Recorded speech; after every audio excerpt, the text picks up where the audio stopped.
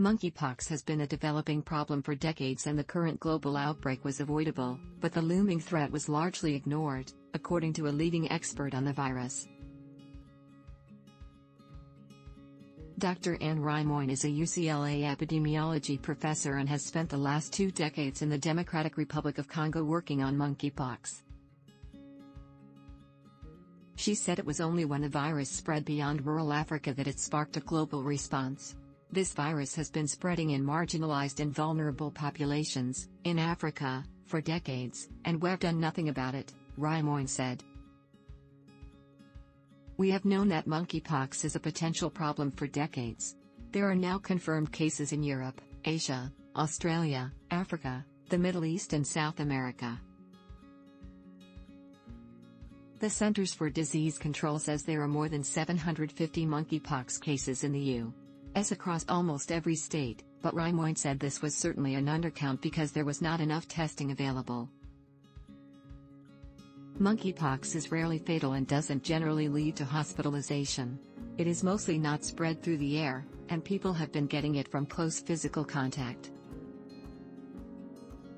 So public health experts say the U.S. should have been able to handle the outbreak, and that the missteps right now look a lot like the start of the coronavirus pandemic, not enough tests or vaccines readily available, and an incomplete picture of the spread.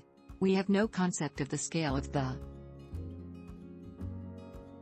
In response, in late June the CDC said it would lean forward with an aggressive public health response to the monkeypox outbreak and activate its Emergency Operations Center.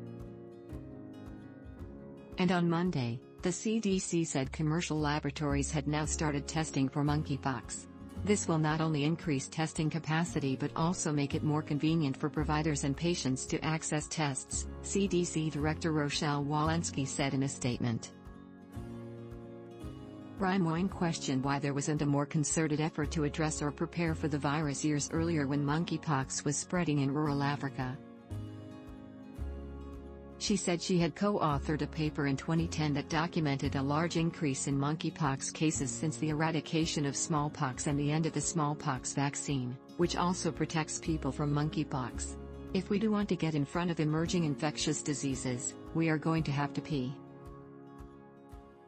We are totally interconnected by trade and travel, population growth, population movement, and we cannot make the mistake again of thinking that an infection that's happening somewhere in a remote area of the world isn't going to affect us right at home. We will continue to be chasing behind them.